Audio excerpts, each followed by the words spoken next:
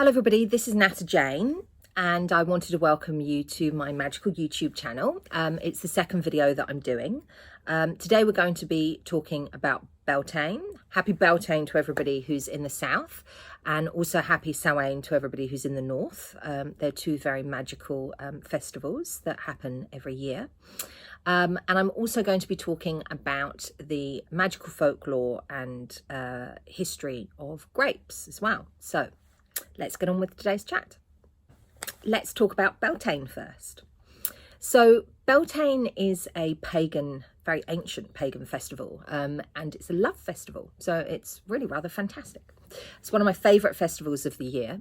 Now, a lot of people get this time of year, October the 31st, they assume that it is Halloween all over the world. And that's not actually how the pagan calendar of the year actually works. So what people are most familiar with is this idea of Halloween. So in actual fact, Halloween is a Christian term, and the pagan term for Halloween is Samhain. So we don't really tend to use the term Halloween so much if you're practicing magic or witchcraft. So Samhain is a Celtic term, and it's about the idea of death, basically. It's a death ritual. And it's when we would say the veil is the thinnest. People are quite common with this when we're talking about Samhain.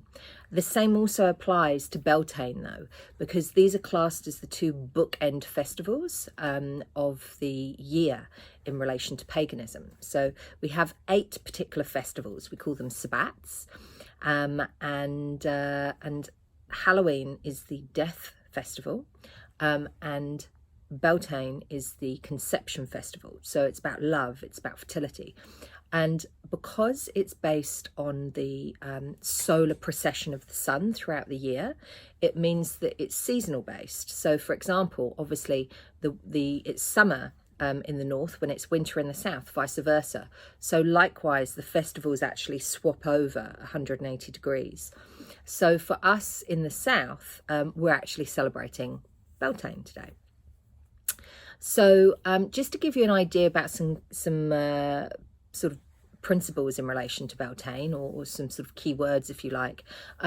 Beltane is a great time where obviously ultimately it's a love festival, but it's also about us focusing on our health and a sense of this great abundance in life. It's this wonderful festival that is about the joys of energy that we have, the joys of this sort of youthful energy. It's where we're increasing in confidence as a person, and it's a time to celebrate. It's a beautiful celebration. It's very social. It's about us having and appreciating our freedom a lot more. It's about conception as well. So it's a very, very old fertility ritual. And it's also about the idea of growth. It's about us expressing our more wilder aspects within. So it's many different things.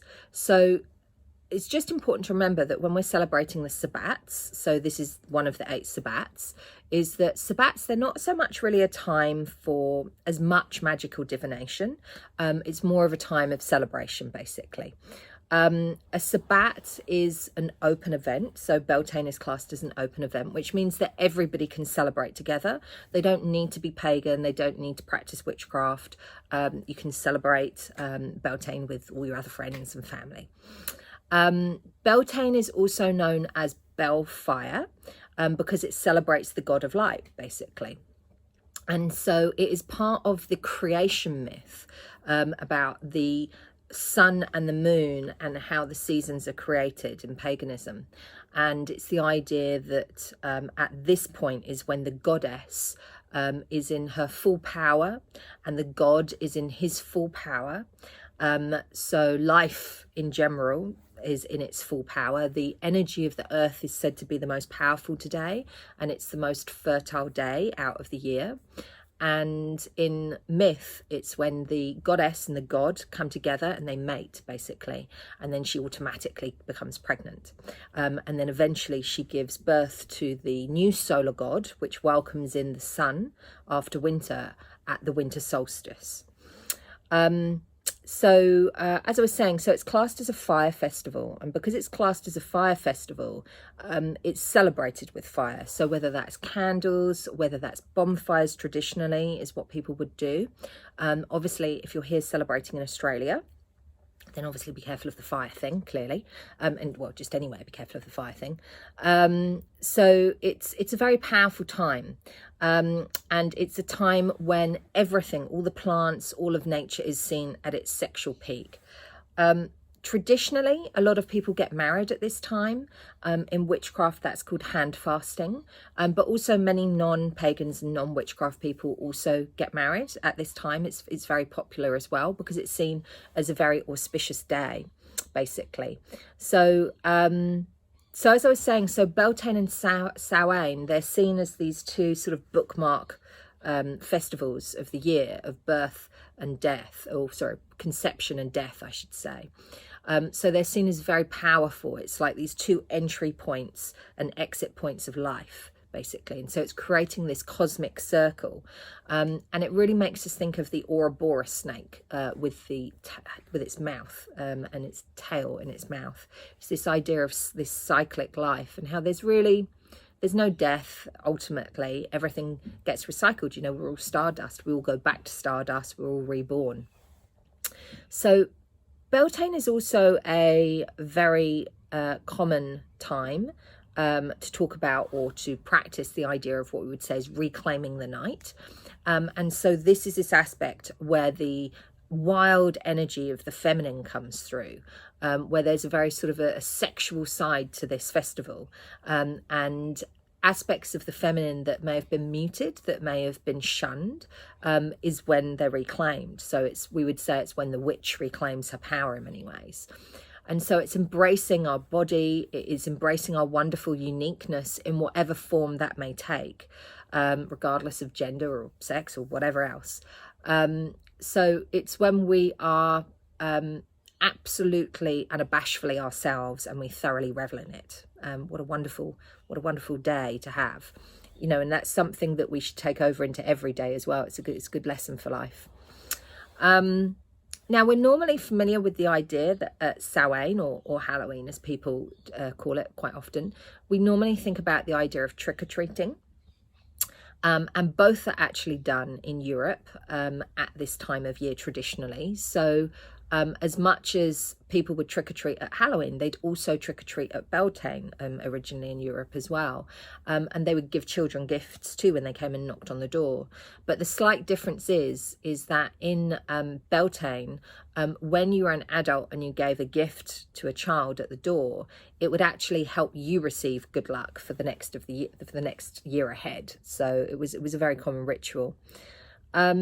At Beltane, because it was a love ritual, it was very common for people to have really big feasts. It's one of the biggest feast rituals, and very often these feasts would be a very strong aphrodisiac type of foods and aphrodisiac type of drinks. Often people would take hallucinogens, normally herbs in oil that they would massage into their skin to help them go into like a trance-like state. If they had a lot of this, then they would end up going to sleep. But if they didn't have too much, then it just made them a little bit more lucid and I guess a bit more playful. And this is where we get the idea of flying ointment from, that people talk about in relation to witchcraft when they talk about witches flying through the sky. It comes from this hallucinogenic balm that they would put on their bodies. At Beltane, it's very traditional on your ritual altar to have hawthorn. So because hawthorns are very much related to the idea of Beltane, that's the special Beltane plant or tree. So this is a hawthorn here. So this is called an ogham stick. And in the British Isles, it's how they traditionally read. And so this is a little letter here. If you can see that, it's carved on there. But this is a hawthorn tree. And so it's something that you would traditionally have on your altar. And hawthorns, they're a tree of hope, basically, and they're a tree of romance, and they're also about protection and pleasure. It's an old folk tale, an old folk myth on Beltane to basically make sure that you're not sitting underneath the hawthorn tree on Beltane, because it was believed, because the veil is so thin, that if you sit under the tree on Beltane, under a hawthorn tree, then you would be magicked away by the fairy people, the spirits. So good to put on your altar. Probably not good to sit under them on Beltane though.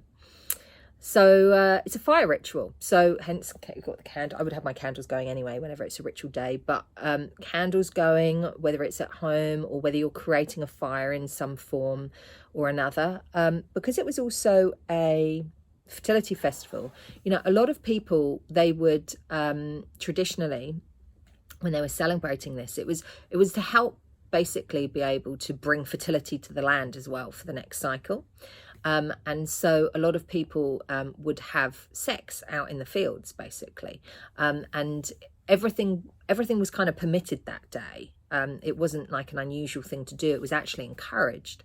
And what some people would do is, even at home in the evening, is they would put some candles around themselves and have sex within the circle of candles, because that is basically creating that aspect of fire from the ritual, and it's an aspect of the sun when you're creating that circle around yourself. It's a very powerful thing to do.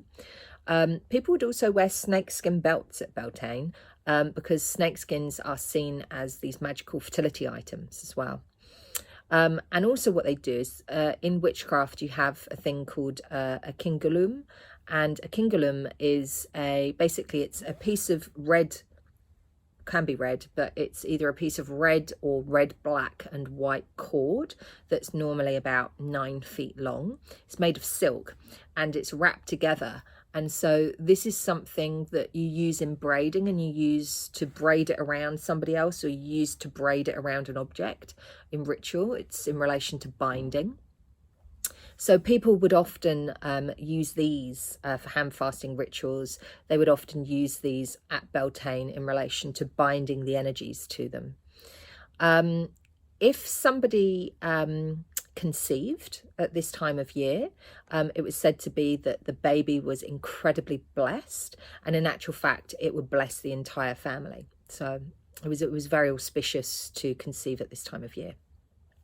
If you're single, then you would wear green on Beltane, and if you wear green on Beltane, then this would open you up to embracing a beautiful romantic relationship in the year to come.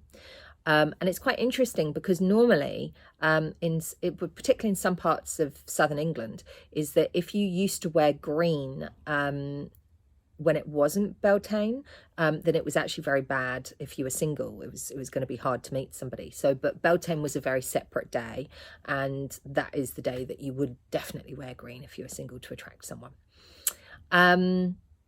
Lots of toasts are made for people's health at Beltane. And it's also a time to celebrate all the heroes and the heroines in our lives, both people that we know and also people who inspire us from afar as well. It's when we honour the protectors of the land, the custodians. The stewardship in nature is very important, because ultimately paganism, witchcraft is a nature-based spiritual practice. And it's also when people would be honoured if they were helping bring innovation and resourcefulness into the community as well. So the normal social hierarchies that would exist in society were always tended to be put aside on Beltane.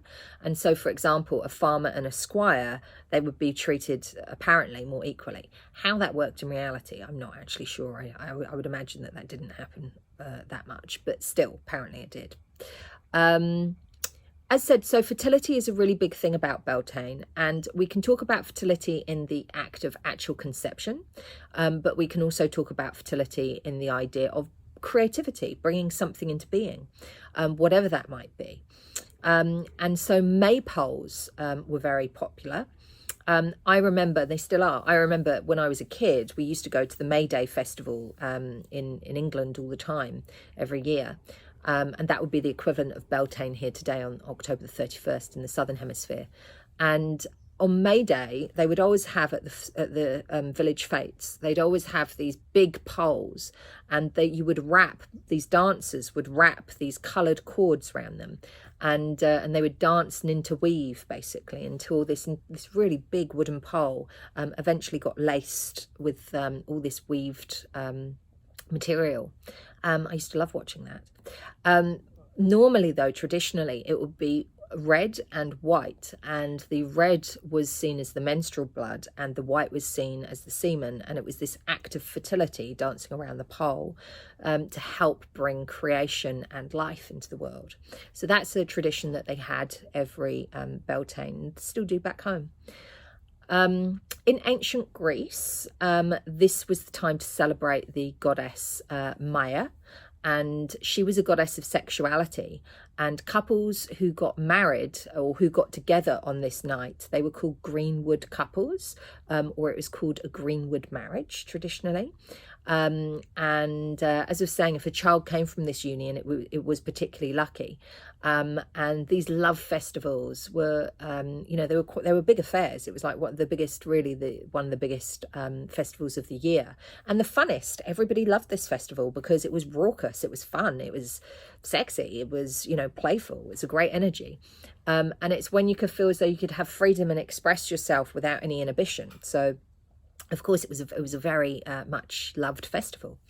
Women would often wash their faces also in the dew in the morning of Beltane, because they believed that this would increase their beauty and youthfulness throughout the year. So it was a really, really fun festival, and it still is today. So if you're in the Southern Hemisphere, then obviously, it's a wonderful thing to do, to go outside, to embrace that energy. It's very, go into nature, for example. It's good to go into nature. It's very good to do a little ritual, light some candles, have a moment of meditation on Beltane. Put your best clothes on, feel fabulous. It's very traditional to have honey-related food at Beltane, also grapes as well. It's quite a good one, which is why also I'm doing that talk today on grapes. A lot of drinks are had that have orange in them, because orange is a solar quality as well. So so enjoy the bounty of Beltane. So that's Beltane for you. So I hope you have a wonderful time with that. Okay, so grapes. So I have been going through for a while now on my Instagram as well. I've been going through the symbology, folklore and magic of lots of different fruits. So today we're doing grapes, and grapes, they symbolize fertility, which is also why we're talking about them today in relation to Beltane. And they symbolize abundance and wealth and gain and healthiness, and about also concentrating, and prosperity in life and good luck, and also immortality and wisdom. So they're a very, very powerful and well-regarded fruit. And in the ancient world, they were highly venerated, basically. So the first evidence of grapes that we have, it actually originates in ancient Mesopotamia, about 6,000 years BC. And the earliest winery that we're familiar with goes back to 4,000 BC, and that's in Armenia. At the time, so wine was very, very different to how it is today. So at the time, wine was not liquidy, as much liquidy as it is as we're familiar. It was actually quite thick and syrupy. And so really nobody had undiluted wine. It would only be undiluted if they were having it for medicine. You definitely wouldn't normally drink undiluted wine day to day. It was kind of seen as quite uncultured to drink undiluted wine, but it was quite popular in medicine. So wine wasn't seen as a thing about getting drunk, really. It was more seen as a healing remedy. And so even when people did get drunk, it was seen as a sense of a healing that can take place, because these grapes, they were literally seen as the lifeblood of the gods. It meant that their energy was running through you, and even if you were drunk and acting a bit crazy, it was actually the energy of the gods. So people didn't tend to get drunk for the sake of having fun. They tended to get drunk a lot. I mean, I'm sure they did, but they tended to get drunk a lot, really, for this healing benefit or to channel the gods, basically. Wine was used as a healing remedy by a lot of ancient physicians. So Hippocrates, Galen, Pliny, all of these prescribed wine as medicine, basically. The fermentation of wine was seen as a very divine and magical act of the gods.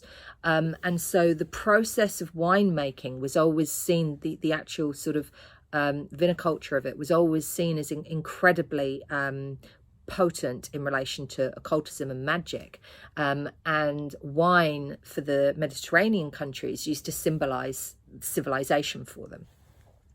So in the 7th century BC, this is when wine was really at its peak in the Mediterranean. It was becoming incredibly popular. And we're very familiar, most of us, we've heard of the name Dionysus, the god. This is the Greek god, and his counterpart in the Roman religion was Bacchus, so much the same god. So Dionysus was the god of grapes, but he was also the god of religious ecstasy and freedom and viniculture. And his followers, who were called Maenades in Bacchus, his followers were called Maenades, but they have very similar things for the Greeks with Dionysus. They would be seen as going into these kind of trance-like raucous states when they were drinking all this wine. And he was also known as the god of insanity. And so this act of spiritual insanity was not seen as a negative thing. It was actually something that was heavily promoted, because the crazier you got almost, the more sort of godlike it would be seen that you are. So in the Greek myth, how the grapes came to be was that Dionysus had a lover who was a satyr, which is basically half man, half goat. And unfortunately, the satyr died.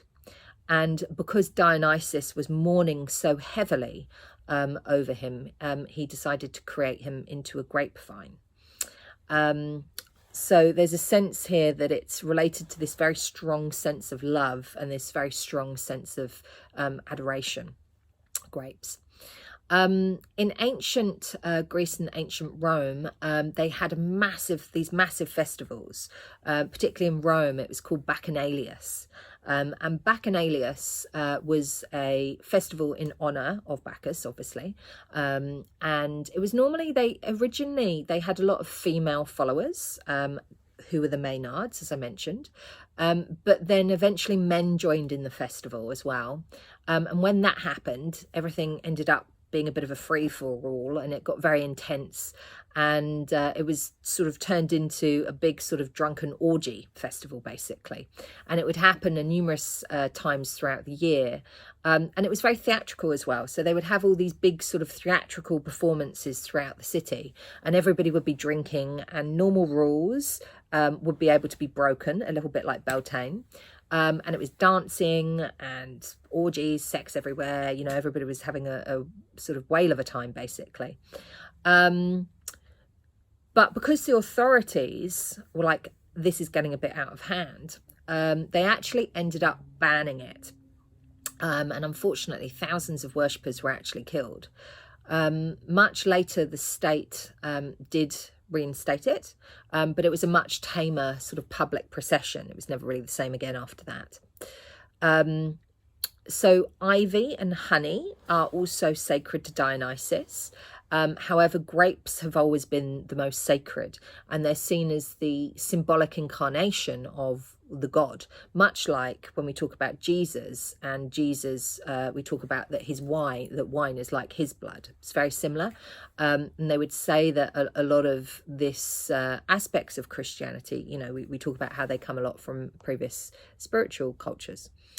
In Christianity, as I was saying, we talk about the fact that this water is turned into wine. Jesus turns it into wine. But also at Holy Communion, we have the wafer, which is his body and symbolic of the body and the blood of Christ, which is seen as the wine.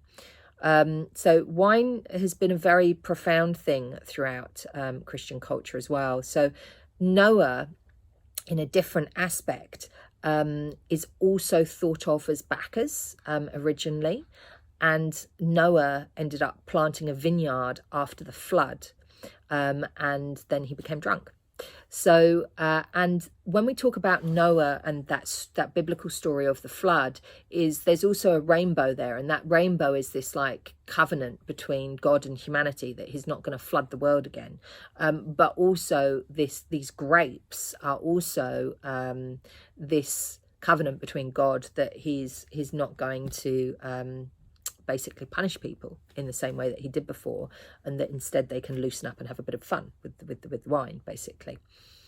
In early medieval times, God was actually often pictured on what's called a mystical wine press instead of a cross. So in a lot of monasteries, they would actually have a lot of vineyards, because obviously you've got the Holy Communion wine, and so a lot of monasteries would have their own vineyards, and they'd have their own winemaking areas in the monastery.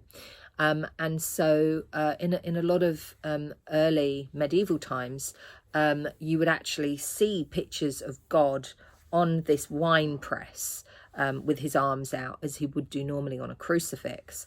And also grapes being black was seen as tears, basically, and they went black because they were crying over Jesus. This is the Christian idea of why grapes were black. So in biblical stories, grapes are seen as abundance.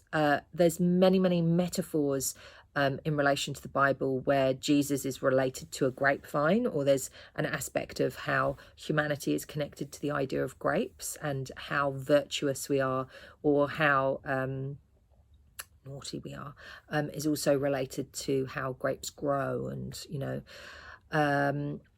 also Eve's apple, some scholars believe that it was actually a bunch of grapes as well. So there's a lot of interesting stories about Jesus and grapes and Christianity and grapes. When I was young, and I was I think I must have probably been about 15, and a friend of mine, they had their parents were like, he must have been like a priest or I can't remember now, a priest or a clergy of some, well, no, he couldn't have been a clergy. He must have been like a priest, or I don't think a bishop. Anyway, whatever. He was like, he had his church, and he went on holiday, and we were all really naughty, and we broke in to the larder, and we stole all of the communion wine. And then we went into the church and we got drunk in the church on all the communion wine. Very rebellious. Anyway, so that's my funny little story about communion wine. Egypt. So in the ancient world, wine and grapes were held in the highest regard. And in actual fact, no offense, Greece, but Greece wasn't necessarily the best at making wine. It wasn't really highly regarded, the Greek wine in the ancient world. It kind of went Greek, Italian, but Egyptian wine was seen in the best. And it was used a lot for healing as well. It was given as medication in childbirth. And it was symbolically being seen as the blood of the dead, basically. So wine was very, very powerful, it was seen as, and it was given as offerings to the goddess Hathor. So Hathor was the ancient Egyptian goddess of love and fertility and life, and wine offerings would be given to her. The wine, it was very interesting how the wine was made, because they actually used to train monkeys to help with the winemaking process. And monkeys are connected to the Egyptian god Thoth, who is the god of magic and also god of healing. And they'd also get small boys to shoo away the birds from the grapes in the fields. And that was seen as a very important job. It was used as an anaesthetic for the early Egyptian surgical operations, and they would tend to either mix it with mandrake or myrrh, or sometimes they'd mix it with donkey testicles. I'm not sure about that one. Sorry, Egyptians. So yeah, but it was seen as very, very powerful. It's quite interesting here. So I've got some tarot cards here, and this is the full tarot card from the Thoth deck. And you'll see that in this card, it's got some grapes. It's got some grapes here, and he's got some little horns. And so this is a depiction of Bacchus here in the Fool card. And the Fool is ruled by Uranus. And Uranus is this very liberating, very free, very wild energy here. And so if we think about this Bacchus, it is this sense of life. It's this sense of spiritual ecstasy. And it very much comes into the principle of this card.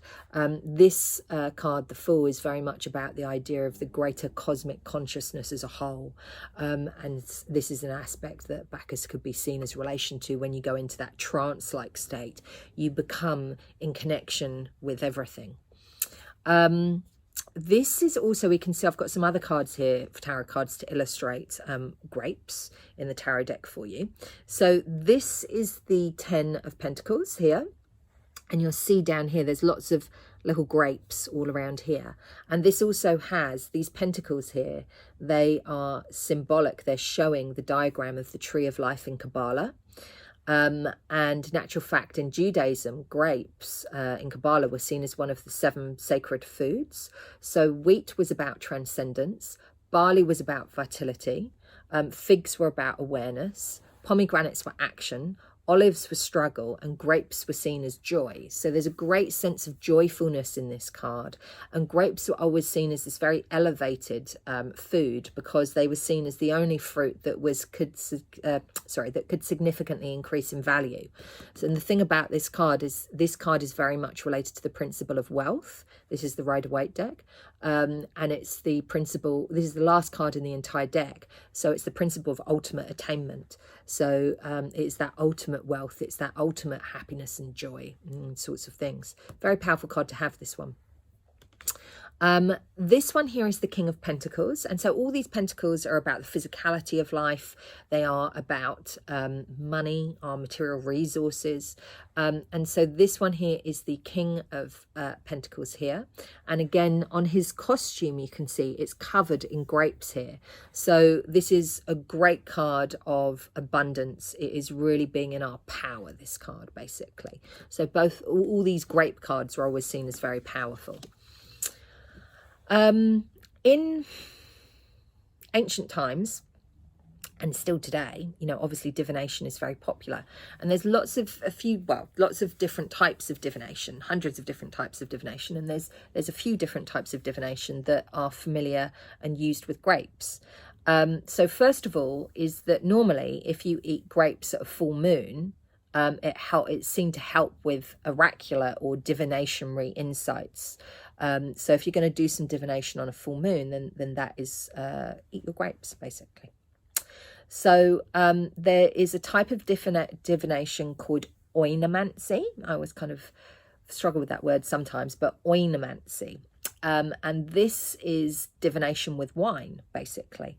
So it was very, very popular in ancient Greece and Rome, and they would get the priests to do this. So it wasn't done by, you know, just the random person down the road. It was seen as an incredibly sacred act, because wine was seen as this lifeblood of the gods. So it was really only the priests that would do that. And what they would do is they would, first of all, they would pour a little bit of wine as libations for the gods. And during this libation, they'd also pour it on the ground, or they would pour it over some cloth, and they would read the images.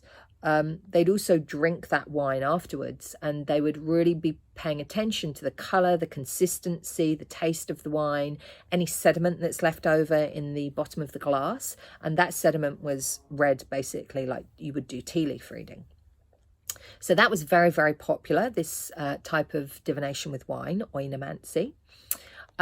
You also, there was in Europe in the 13th century, there was a very popular variation of divination with wine as well, and it was called cephalomancy. And cephalomancy is a bit more icky. Cephalomancy is when you would boil a sheep or a goat head in wine, and then what you would do is you would interpret the leftover skull and any of the cracks or the shapes or the markings. It was incredibly popular, obviously not practiced today though. And the other type of wine divination it's known as the 3 vases of artifice. And the reason why it's known as the 3 vases of artifice is because artifice was the name of a 12th century alchemist in Europe. And obviously he used 3 vases in this type of divination. So it was a very, very complex type of divination. So it's definitely not something most people would do. You would really fully have to be into alchemy to practice this. So it's a very complex setup. So the divination takes over 3 days and 3 nights to do. Most people think that divination is just done in like 10 minutes or half an hour, but in actual fact, sometimes it takes a much longer amount of time. And the divination, for this particular divination, you would need to dress all in white from head to toe, but you would wear a red cloth over your head, fastened over your head, with 2 little eye holes that you could see through. And you would have to wear that for the 3 days, basically. You would specially carve a wooden table, and this wooden table would have 3 kind of holes in it so that the sunlight and the moonlight could shine through the holes. And then you would you would balance 3 glass vases in these 3 holes. And so the first vase, the first vase had water in it, and water was going to, that water in relation to the divination, it was going to show you things from the past, basically.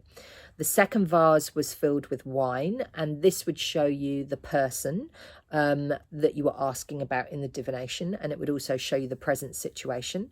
And the third vase was filled with myrrh oil, and this would show you the future, basically.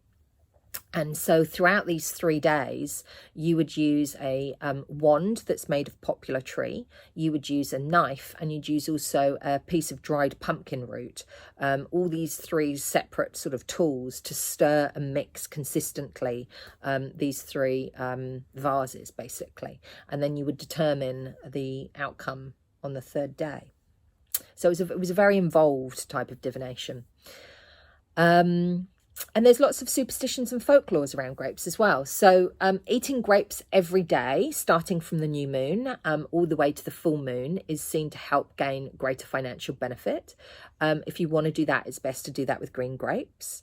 White wine is used for purification in a lot of purification rituals. Purple and black grapes are best used for divination or for gaining power, or also for doing banishing rituals if you want to get somebody or something out of your life. Red grapes are best used for love, magic, and more intimate magic, sex magic. And red wine is obviously then used a lot in love magic as well. There's a very old folktale that... it's a lovely story, actually. I quite like it. And it was seen that the grapevine, the vine of the fruit, was actually seen as a magical wand. And that when people, particularly children, when they tried to steal the fruit with their hands, the grapevine grew hand-shaped leaves instead to protect it. So that's the old folktale about how the grapevine got its leaves.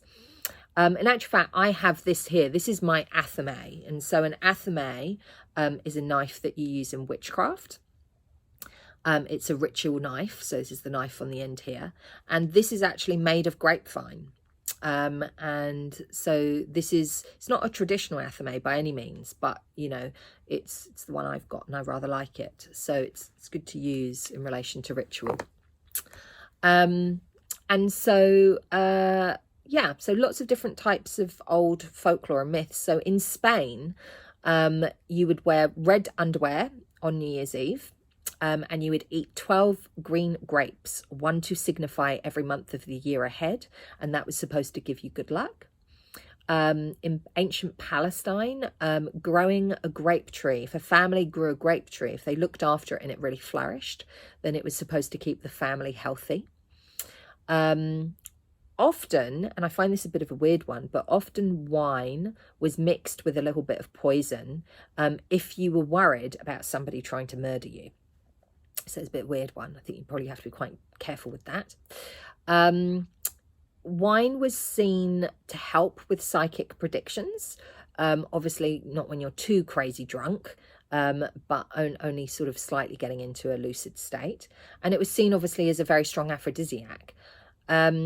It was very often given as libations, so as offerings to the gods and the goddesses. And it was also used in a lot of death rituals as well, particularly red wine or wine made from black grapes, more to the point. And it was very often, you know, you would toss grapes or wine onto the fire as well. In France, in ancient times, if a child was ill, and they were struggling to recover, what they do is they take their clothes outside and they'd lay their clothes on top of some grape leaves, and then they would beat them with a fig branch. And to do that was to say to, they thought was to basically banish bad magic from the child, because they believed it was actually bad magic that was making the child ill. It was believed that if a witch was angry with somebody, she was in a position, or he was in a position, to take vengeance by soiling the wine. And obviously, remember, we said that wine was very sacred. It was said that if you made a pact with the devil and you were going to give the devil your soul, then you would drink wine with the devil. It was also said never to dilute wine under the astrological sign of Cancer. Because if you diluted wine under the astrological sign of Cancer, because Cancer is ruled by the moon, it's like really the wateriest of all the signs, is that it would dilute it too much and it would actually turn it bad. And mistletoe, when mistletoe grew on a grapevine, that was believed to become one of the strongest healing plants you could possibly have. So there's lots of different old folklores, lots of different old remedies, lots of different old magical things in relation to grapes. They've got quite a fascinating history. So that today is grapes. What I'll say is, because tomorrow, just to remind you, is because tomorrow is the 1st of November, it's also in Old English tradition, in superstition, it's very lucky if you say white rabbit 3 times as soon as you wake up. And if you forget in the morning to say white rabbit 3 times, then when you go to bed at night, then you say black rabbit 3 times instead. So just a little thing to remember. Well, there we go. That's today's talk. So thank you very much for joining me. I will be doing more magical talks in the coming weeks and months. If you're interested, then I do private readings. So I'm a professional astrologer, and I do video chat readings. I have a look at your astrology with your birth chart, where the transits are, what your birth chart is doing, how it's doing today. There's lots of other different types of birth charts you have. I also have a look at tarot cards as well. And I teach. So I teach astrology, Kabbalah, tarot, and I teach witchcraft and occult philosophy. So if you're interested, if you just go onto my website or my Nata Jane Instagram page and just DM me, and we can take it from there. Thank you so much for joining today's talk. If you enjoyed it, please like and subscribe, and feel free to join my Nata Jane Instagram page. Have a wonderful and happy Beltane for everybody in the south, and have a fabulous and wonderful Samhain for everybody in the north. Lovely to see you. Okay, bye.